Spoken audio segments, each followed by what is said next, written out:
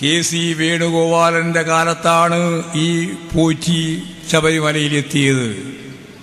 അപ്പോൾ ആരാണപ്പാ എന്നതിന് കൃത്യമായ ഉത്തരം കിട്ടിയപ്പാ അത് UDF ആണപ്പാ. ഇന്ന് ഹൈക്കോടതി കൃത്യമായിട്ടുള്ള നിലപാട് സ്വീകരിച്ചൊരു വിധി തന്നെ വന്നിട്ടുണ്ട്.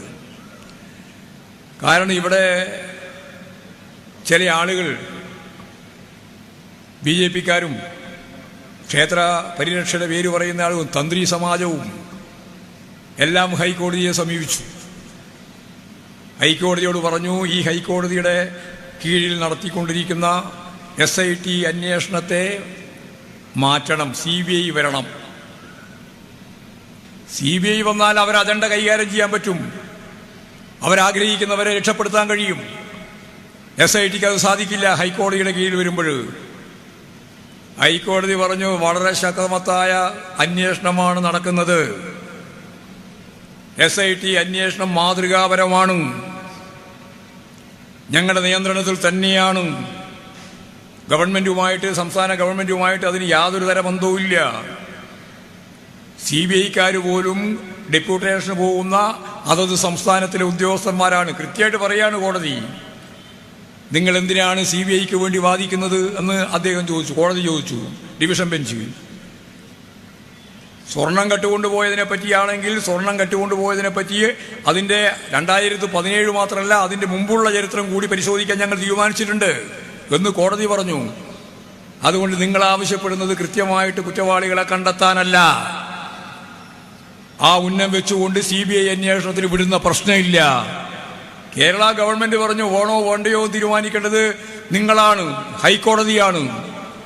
ഹൈക്കോടതിയാണ് യഥാർത്ഥത്തിൽ ആ കേസിന്റെ കൃത്യമായ കാര്യങ്ങൾ നാൾ വഴി കൈകാര്യം ചെയ്തുകൊണ്ടിരിക്കുന്നത്.